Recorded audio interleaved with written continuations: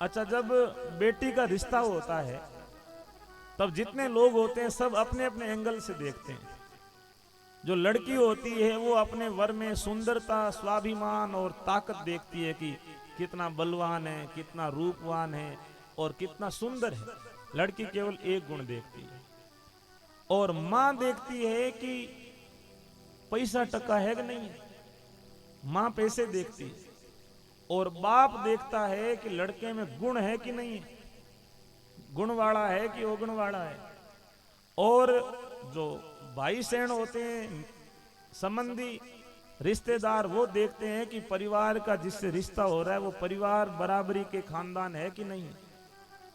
और कई बेली साथी होते हैं, वो देखते हैं कि जीमण चो को जिमाई कि नहीं जिमाई।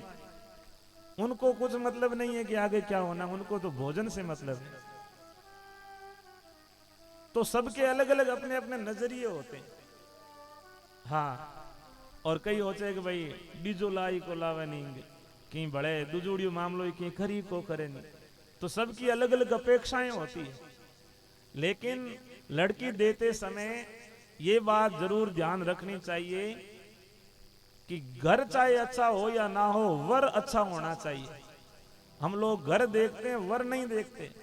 वर तो की इसमें एक पीड़ो नाली में पड़ियो रहे और चढ़ने गए फॉर्च्यूनर है और घर के आगू जोधपुर वालों भाटो लगावड़ो है और 3 मंजिलों ऊंचो है। तो 3 मंजिलें ऊंचों के फिर थोड़ी फोड़ी।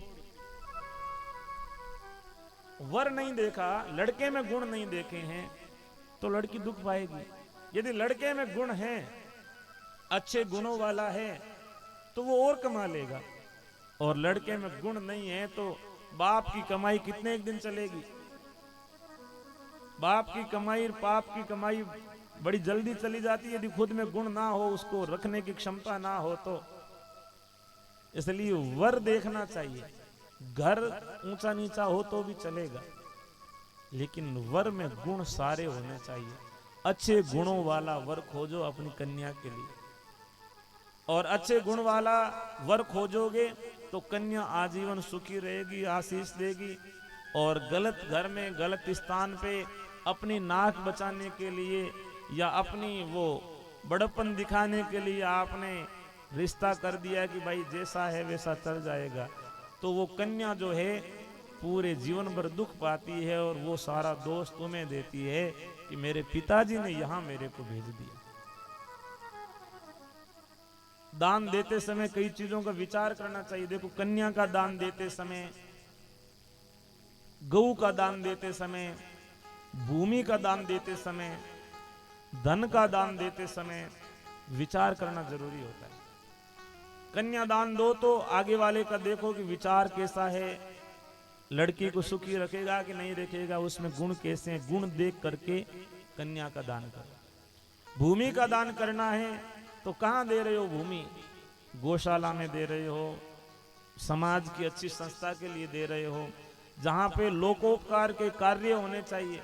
आपने भूमि दान दी और कल वहां पे लड़ाइयां होने लगे, झगड़े होने लगे, वहां पे पाप होने लगे, तो फिर भूमि दान देने से आपको दोष लगता है। गाय का दान ऐसी जगह दो जो गाय की सेवा कर सके।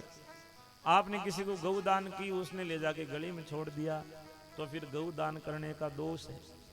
पैसे का दान देते समय विचार करोगी ये पैसा जो है भलाई में, उपकार में लगेगा कि नहीं लगेगा।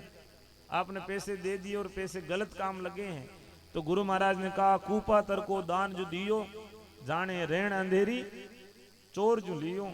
और चोर जो लेकर भाकर चढ़ियो, दोरे नहीं चढ़ियो, दोरे चढ़े तो बड़े पग मंडे, भाकर चढ़े नहीं तो भाकर में कोई पग भी को मंडे।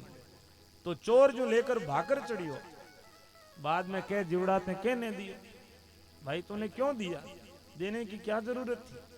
तो धन दो उस समय भी विचार करके दो कि इसका जो उपयोग है, पैसों का यूटिलाइज सही होगा या कि नहीं होगा। यदि नहीं होता है तो वहां पे धन भी नहीं देना चाहिए। और 3 जगह ज्यादा पात्र देखने की जरूरत नहीं है। कोई भूखा है तो उसको भोजन करना चाहिए। भूखे की पात्रता, कौन सी जात का है, कौन सी कुल का है या कैसा है, क्यों है, भूखे को भोजन कराना पुण्य है। वो चाहे कैसा भी हो, वहां पात्र देखने की जरूरत नहीं। और कोई प्यासा है उसको पानी पिलाइए, कोई बीमार है और लाचार है तो उसको दवाई दिलाते समय भी पात्र देखने की जरूरत नहीं है। और कोई सर्दी से सिकुड़ रहा है, कपड़े नहीं है बदन पे, कोई तावड़िए के माए बैठो है बिना कपड़े, छांव नहीं है तो उसको छांव देनी चाहिए, उसको कपड़ा देना चाहिए, वहां पे पात्र देखने की जरूरत नहीं है। लेकिन दूसरी सब जगह जो है पात्रता देख करके विचार करना चाहिए।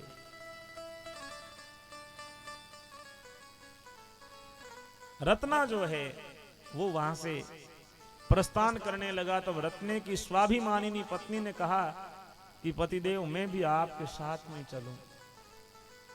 रत्ने की हाउ नाराज होगी, तो यो दौड़दा जे नहीं बाने दाई जो कोई को दे जो भले खुला जो।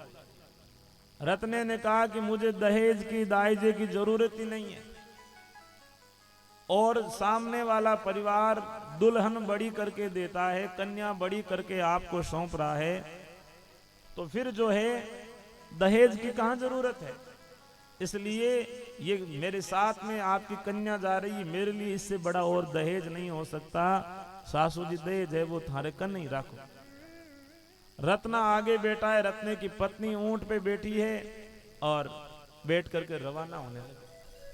पहले कहते हैं घोड़ा या ऊंट होता था, उसमें आदमी पीछे बैठता था और धर्मपत्नी को आगे बिठाते थे। और अब आइए मोटरसाइकिल, मोटरसाइकिल में आदमी तो बेवे आगू और धनियाणी ने बनावे लारे, लारे बनावे। कई बार तो कई भोड़ा गणावे जो ब्रेकर मारते कि लारे बड़े छोड़ावे, लेकिन पहले बड़ी सावधानी के साथ में समझदारी से आगे बिठा करके लाया करते थे, आदर के साथ। इतना आदर देते थे अपनी पत्नी को।